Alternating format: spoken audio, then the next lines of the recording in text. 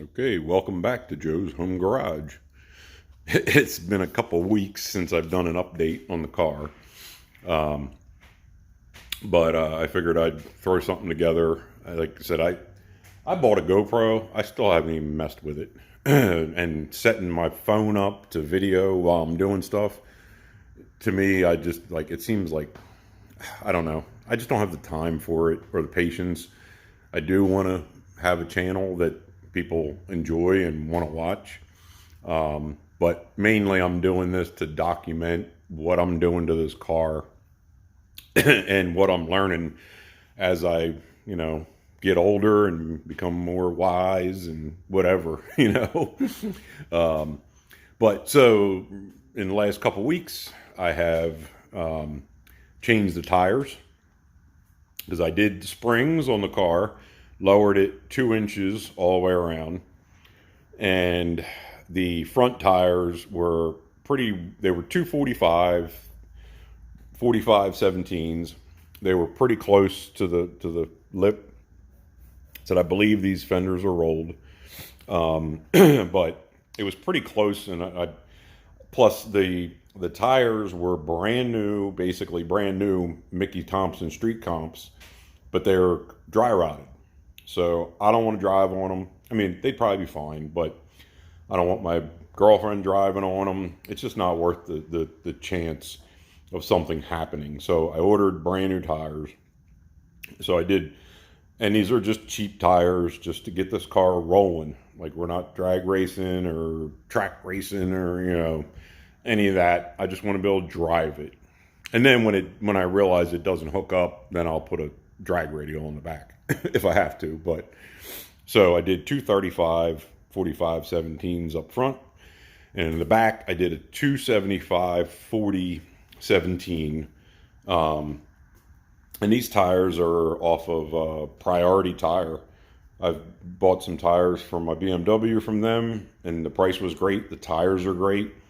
I had done on my Cadillac, my CTSV, I had the Federal tires, and because everybody, like, they're cheap, they hook, they look, you know, they're a good looking tire. Well, they were so loud on my Cadillac that it sounded like it had, like, the rear end was whining. But with Priority, like, I did the ones that are on the front of the car are from Priority. They're full ways. The ones that are on the Mustang are Atlas Force UHPs. They all had great, like, reviews. So for under $500 installed, I got all four tires done, and it looks much better with a little bit wider tire on the back and a little bit skinnier tire on the front, and you know, without doing a drag setup, and with having 9-inch wheels, or 9.5 or whatever they are, 17 by 9s all the way around. So got the eBay $130 Cobra spoiler installed on my quest to piss off the purists. And even though I love a bone stock looking notchback, but this car isn't that.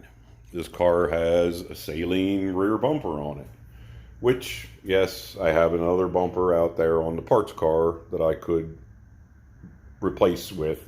And it probably would have made my life easier, because I could have just put dumps on it and not had to deal with trying to fight these tailpipes over the axle. And, like, I don't know, Ford had a terrible design when it came to the exhaust on this car. But since it has this saline bumper, and I've looked at the, you know, guys with body kits on their coupes, and I love them. And it's different.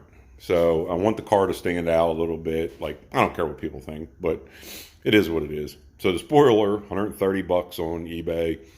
I had to order a GT tail light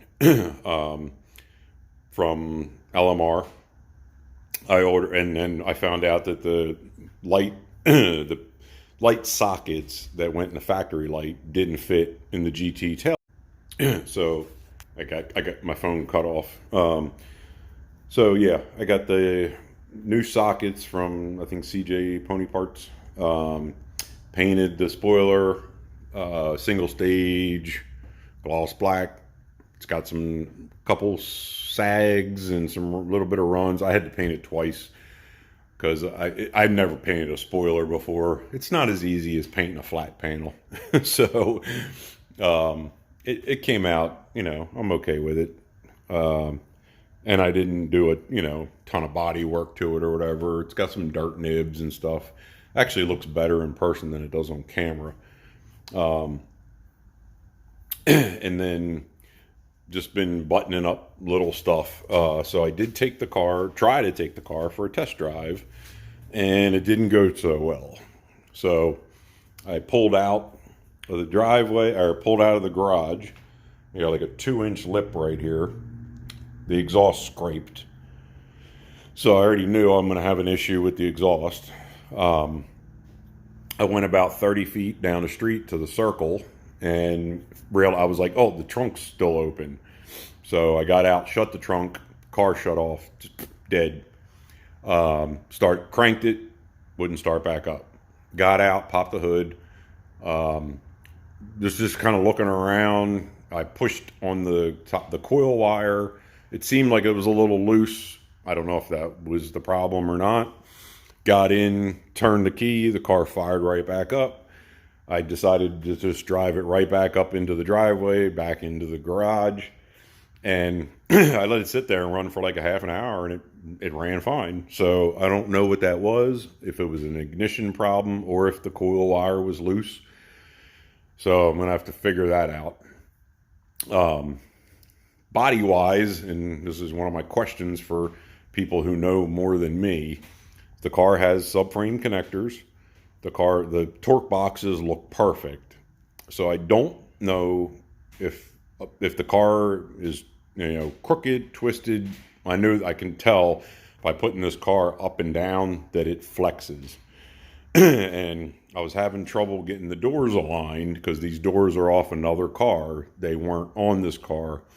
I got everything aligned, got the doors open and closing fine, but I can't get on this side, the gap up top to me is too far, but the gap going down the side seems to be okay.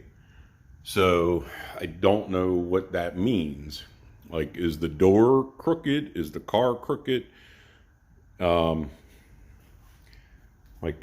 don't know. I look at the gap and it seems okay, but when I get everything lined up on the jacks, it seems fine. Once I drop it down to the full weight of the car, it changes.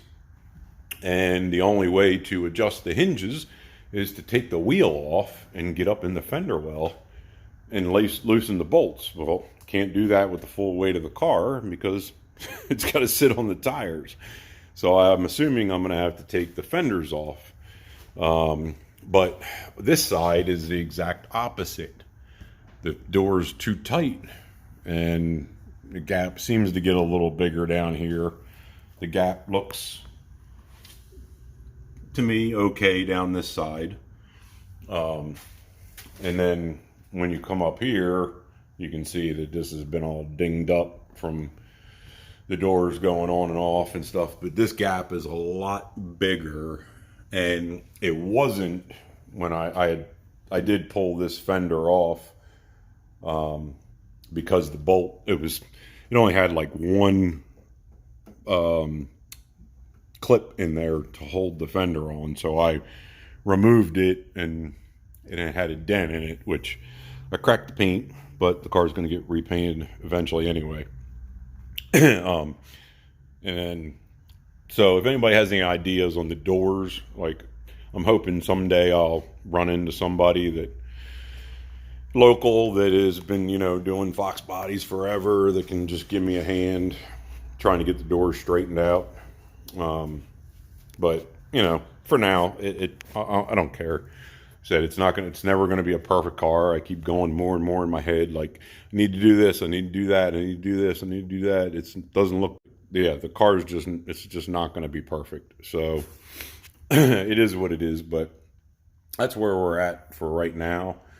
It's been pouring rain here for days. So, and the other problem with the exhaust I found was it has Bassani or BBK headers, shorty headers, Bassani, like these mid pipes or pipes from the header down. I guess Bassani had this fancy thing, but somebody, fixed that.